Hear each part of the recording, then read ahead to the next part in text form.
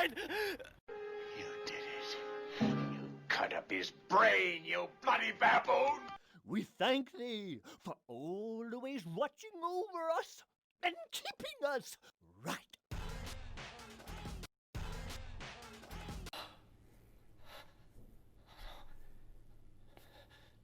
Hey, Arthur, is everything okay?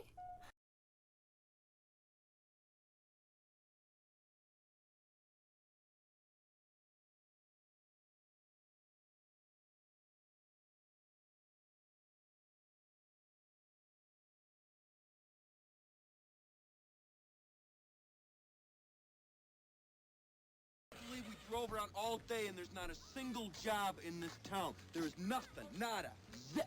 Yeah, unless you want to work 40 hours a week.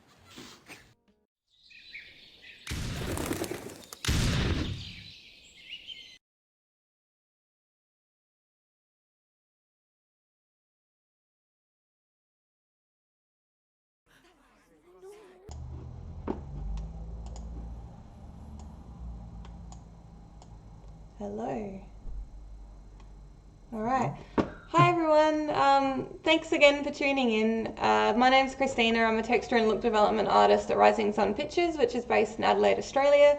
I'm also a judge on The Rookies and the host of this interview series. So this week we have Diego. I'm really excited to be meeting Diego this week. He was the winner of the 2D animation category for the Rookie Awards for 2020. Diego, thank you so much for joining us. Before we go into your work and your Rookies entry itself, would you like to just start off by telling everyone a little bit about yourself and how you got into 2D animation? Yeah, sure. Hi, Christina. Thanks for having me. No worries.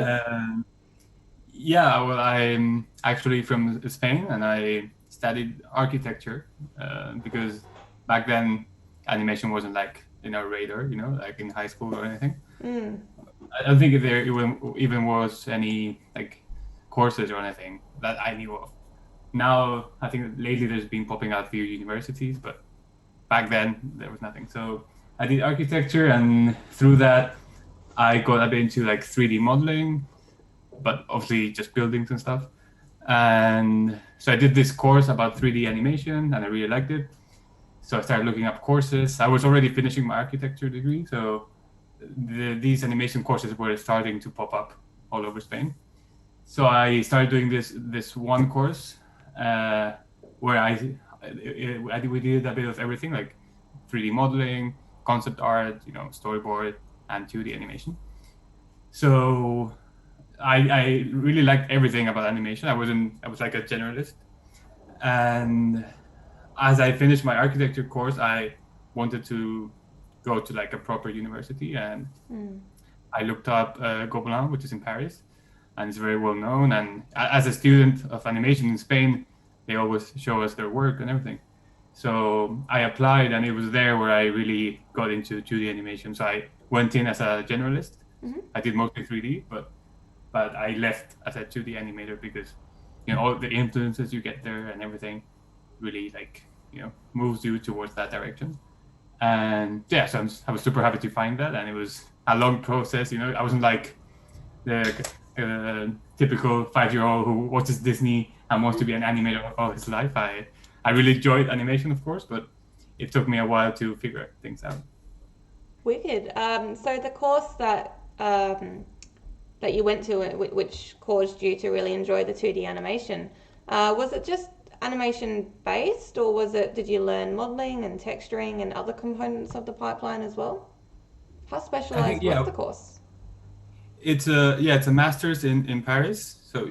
But the university is well known for its 2D program, right? 2D animation. But yeah, we get taught everything. Like we have like small modules where we learn a bit of 3D, a bit of storyboard, and then on the last year we do a graduation film, and you can choose if you want to do 3D and 2D, and that because our film was 2D, and I mostly do 2D, not so much character design and storyboard. So I mainly like animated for that whole year. So they allow you to take the direction you want to, because they give you like all the tools to to try everything out. But yeah, it's so strong in 2D, and the teachers are amazing. So it's like you're not pushed, but you slowly turn towards that direction. There's not many 3D artists from there. If you want to do 3D, there's other famous universities to do that. So mostly everyone there does 2D. Yeah. Yeah, and I guess what drew you to 2D animation as opposed to the 3D animation? What about it did you love? I think, yeah, I've always been drawing, of copying from images and stuff. So I think once you start animating 2D, I mean, I love all animations. Like I love doing 3D animation as well. But I don't know, there's something about 2D which it's really rewarding, to watch. Like once you see the whole animation going through and you actually know you've been drawing every single frame, but it looks like it's alive. It's quite rewarding. I think it doesn't have all the technical issues you get with 3D. You're not fighting with this tool. It's just you on your pen, or if you're using a software, still it's quite basic. So I don't know. It looks simple, but yet rewarding. I think that's what really drew me, rather than fighting against Maya and saying, how would I do this? All the technological stuff that comes with it. Exactly. Yeah. And you say it looks simple, but I know firsthand that 2D animation is not simple. You really have to have an eye for detail for that.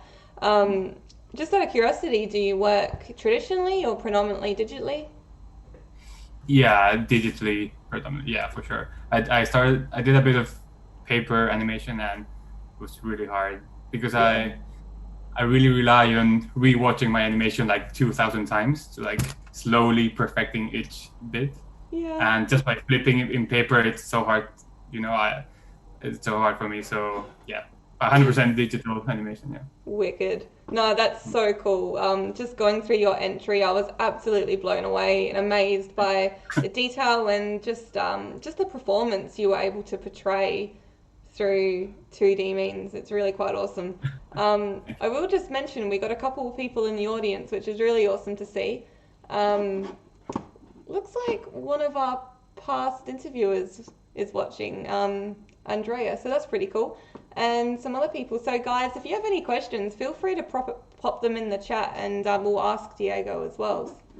But in the meantime, I'm really curious to hear a little bit about how COVID affected your studies. So you mentioned that right now you're working from home.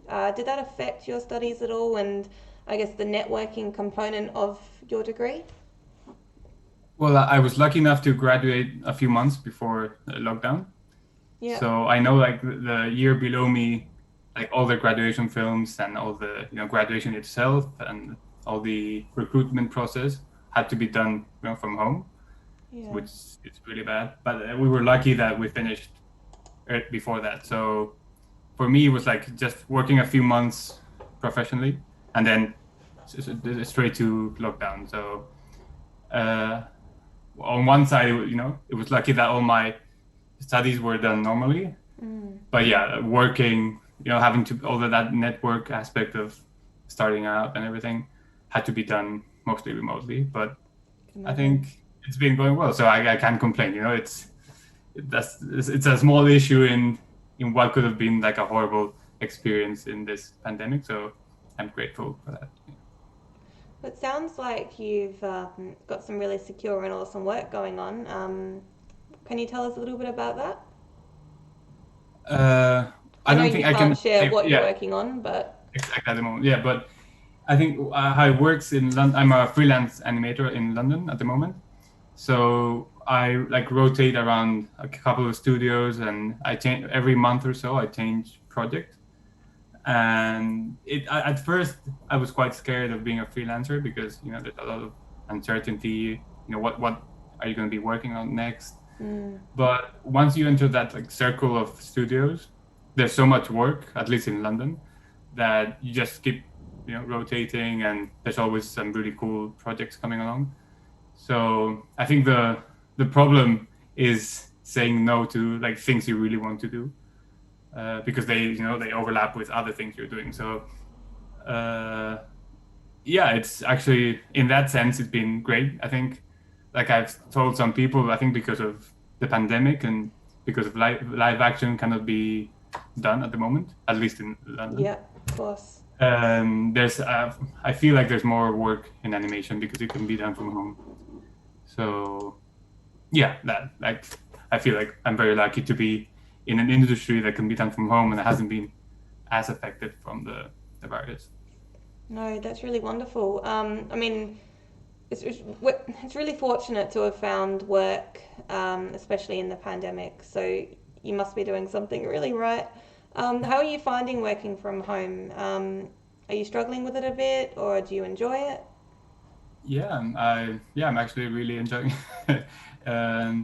I don't know, I mean, it's always good, especially when you're like a junior, being in a studio, you really learn from, all your teammates.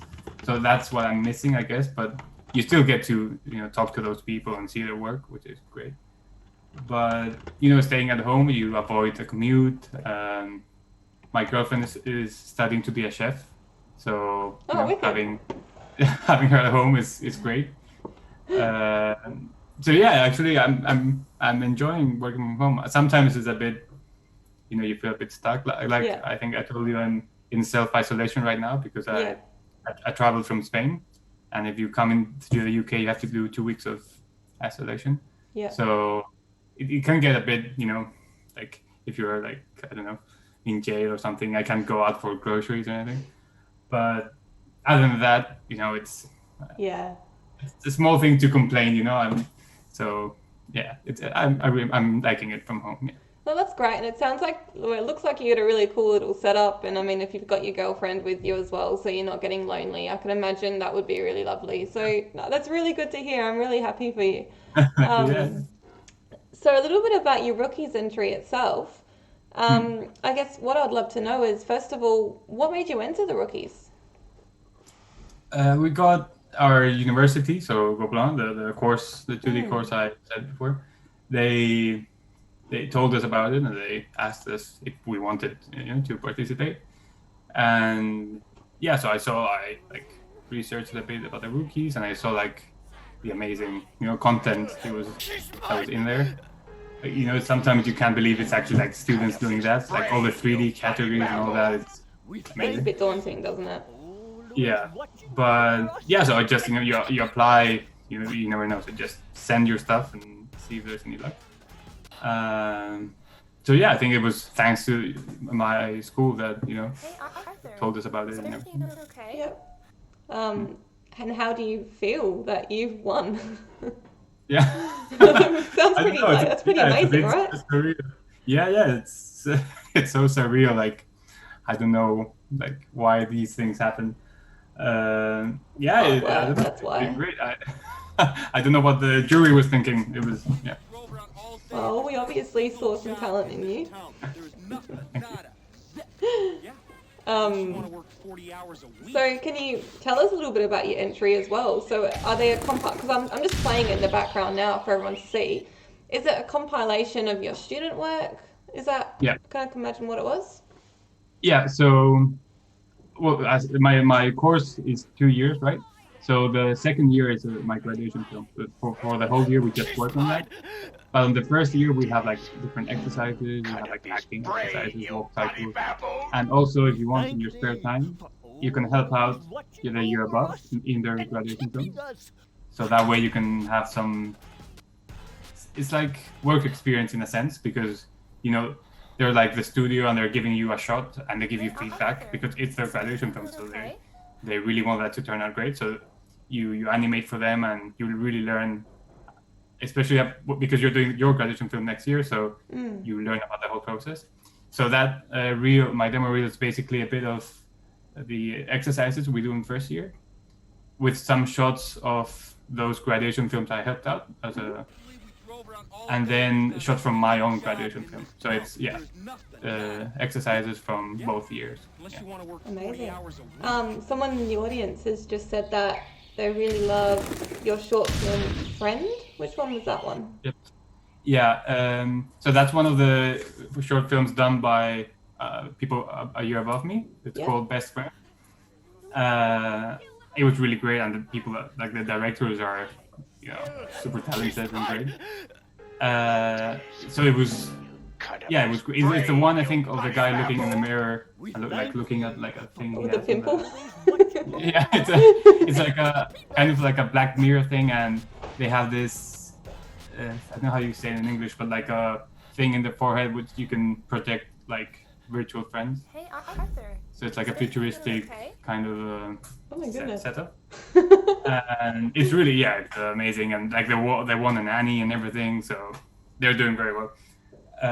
So it was, when you're working on it, you don't know it's gonna be, you never know how people are gonna see it.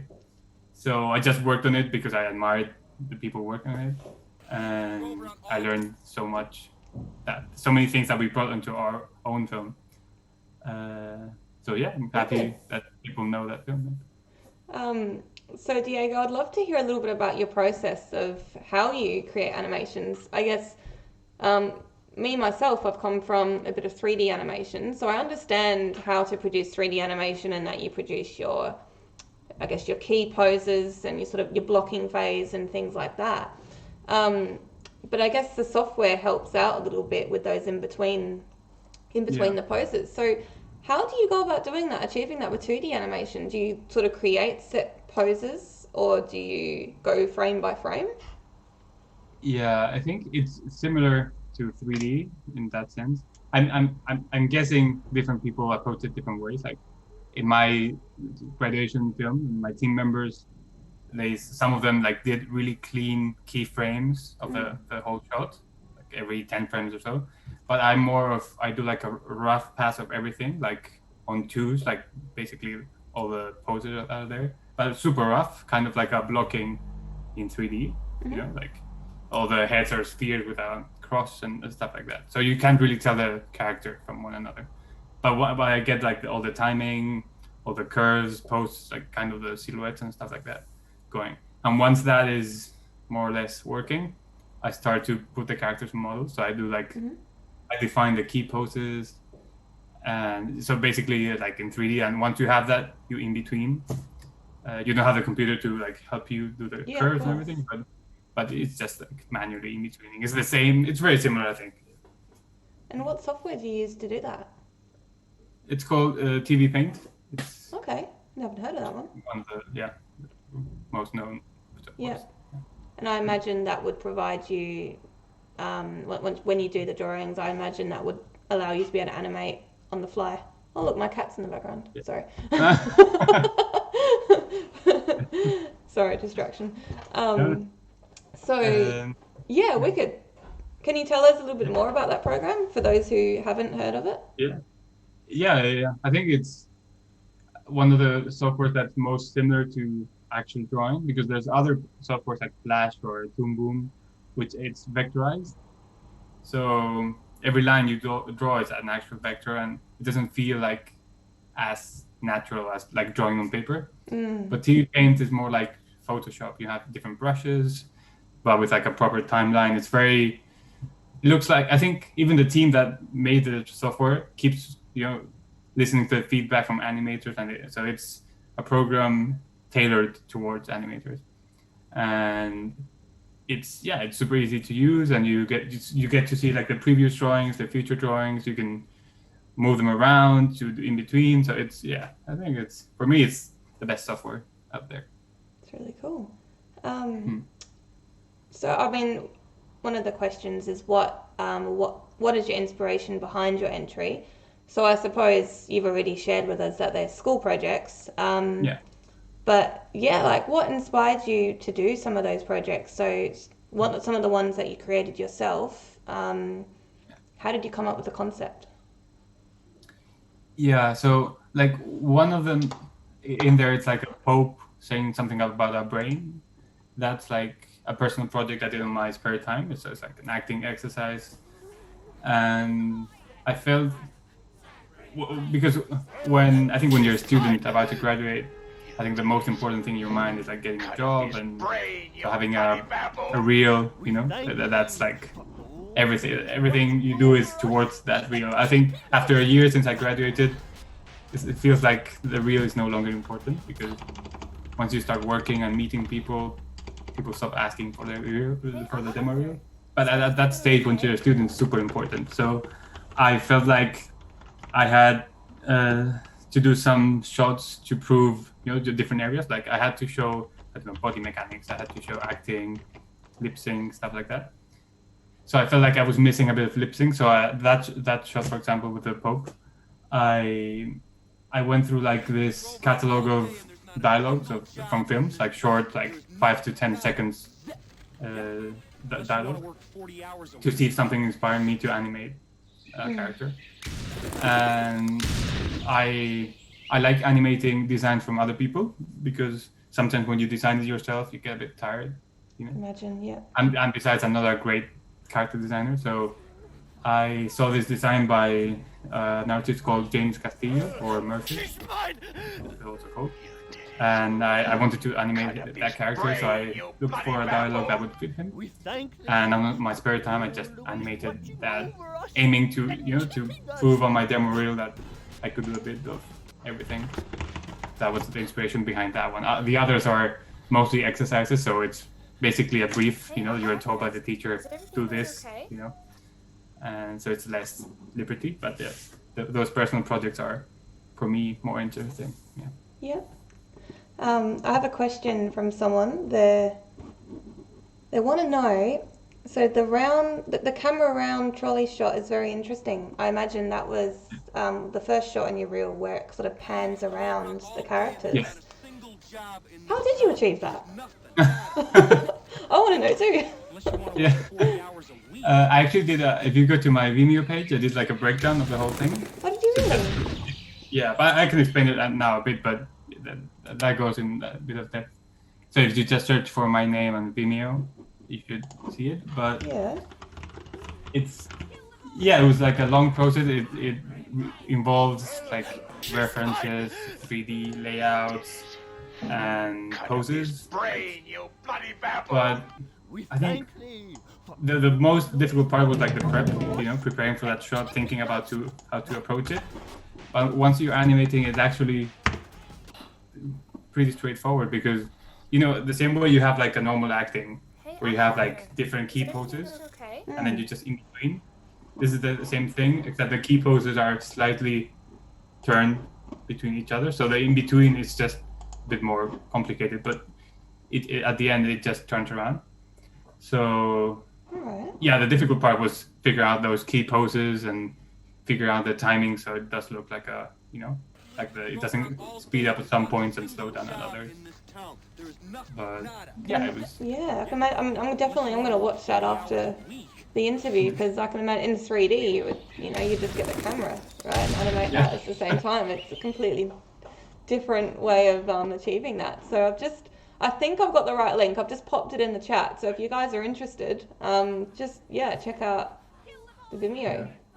I also recorded a friend of mine and put them on a chair, those seats that turn around. And a friend of mine turned the chair around, and I recorded it. So trying to get that different angles of the same character. Wow. It was super fun, like working on that film, because you're working with your friends, so you can just fool around and record each other. So how many of these projects did you work with your friends with? Just out of curiosity, are they mostly group projects, or? Well, the ones like the turnaround camera one, and there's another shot from my graduation movie in there. Yeah. Those is like the graduation year, which is the whole year you spend with the same group on the film. So that was working with my friends, and even though we each had different shots, and when you approach a shot, that's your own, and you do it with what you want, like the whole concept of it and everything we did together. So that was the experience working in a team with my friends. The other exercises were done the previous year. So if it's like a school exercises, it was done on your own mainly. If it was like done for a graduation film from your seniors, it was still done on your own, but you had like their supervision and feedback. So I think it's easier in the sense of you're a bit lost, but you have that guidance. But on your own graduation film, it seems like you get your teacher's feedback, but it seems like when you do a shot, you get less feedback. You're not sure, like, am I done? Is this as good as it's gonna get?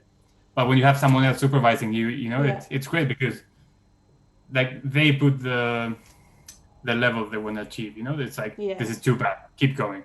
But when you're doing it on your own, you never know when to stop. Like, When to stop.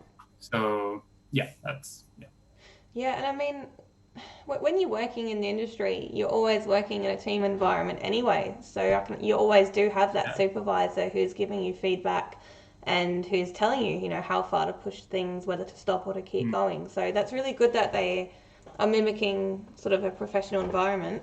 Yeah. On that note, did you find that your school adequately prepared you for the industry? So when you started, you know, freelancing, was it quite a smooth transition?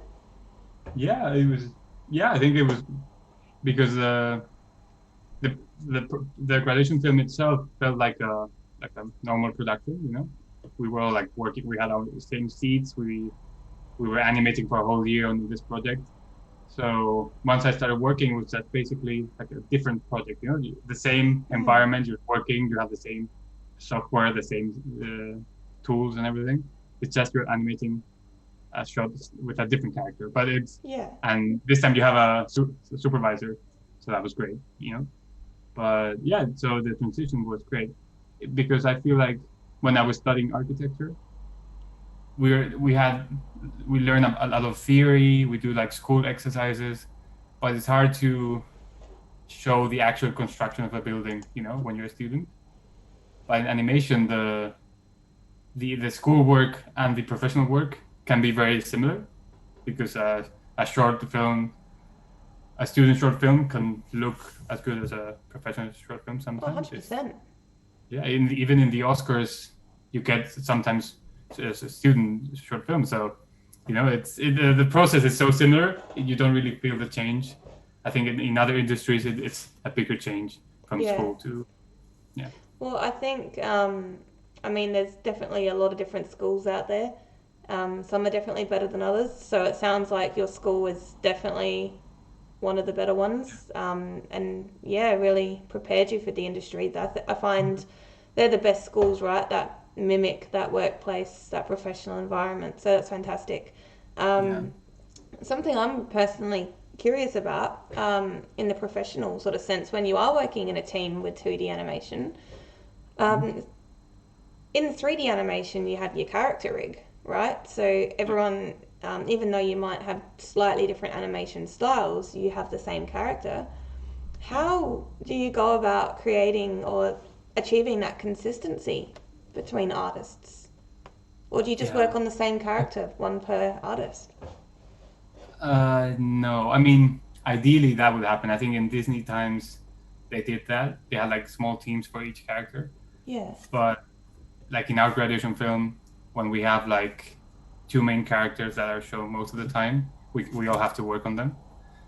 So yeah, I think that's one of the hardest parts about 2D animation, like getting things on model and get them looking the same throughout the whole thing. And I think if I look at my own graduation film, I can see clearly who animated what part. Hopefully people who didn't spend a year on that won't notice the difference, but I think for us we do notice. Yeah. But it was good because we had in our team 2 really good character designers. You can look them up if you want. They're named Yuja Wang and Rohit Kelkar. And so they were in charge of all the design aspect. They also animated, but they were mainly designers. So every time we screwed up with a model, they gave us feedback like, no, this is not the design I did. So that's not, so they'll pull you up if it wasn't true. Yeah, so that was one of the good things. Like that was like kind of a supervision in that sense. Like even though the animation wasn't as supervised, I mean, I have to say we did have teachers coming in and giving us feedback, of course. But the level of involvement you have in your own film, you cannot compare it with like a teacher coming along and saying, yeah, change this, it would be better. So having like someone from your own team with the same level of involvement as you, like giving you notes so that the design is on model, it was great. Yeah, that was, I really have a hard time with design, so having them in our team was great. So it really sort of goes to show how important having a strong team, doesn't it? Like working together. We have one more question before we wrap things up, someone would just like to know what it was like living in France. So I suppose, Okay. I mean, you said you were from Spain, Yeah. so it's not too far away from your home place. Yeah, exactly. I think in our class we were 25 students, and I think we were like 15 or 17 different nationalities. Mm. And I think for people who came from India or China, it was a bigger of a cultural impact. For me, we're like touching each other, Spain and France. Yeah. There's a lot of similarities. I got to like fly to Spain once every couple of months, so it wasn't as a big change for me. Yeah, right. So it's unfair for me to say, yeah, it was great, it was super easy, it was great, because of course, depends where you come from, it's harder. Yeah. But yeah, specifically for me, I loved it. I loved the experience. And Yep. even though the language, I was going to say, It's was kind there a of a- language barrier? yes, but everyone speaks English at the end of the day. Oh, so it was English, was it? Yeah. Yeah. And so yeah, for me, it was like one of the best 2 years of my life. Living in Paris, studying in my dream university with super talented people. It was absolutely great. Oh, that's amazing. Someone has just said they know someone called Rohit and Varun. I probably said that wrong. Yeah. Yeah, Rohi was my teammate. Yeah, And Varun was wicked. from the Best Friend short film, the one I helped out, but he was my senior. Yeah. Oh, Yeah, wicked. So you'll have to check out the chat yourself, Diego, and maybe get in touch with the people who've joined our chat today. Yeah. Wicked. All right. Unfortunately, gosh, half an hour goes so quickly. Unfortunately, that's the end of the interview today. But Diego, it was absolutely a pleasure to meet you. Definitely going to follow your work and follow your stuff. I'll check out those videos as well, just because I'm really curious. So thanks for sharing. Thank you for having me. It was great. No worries.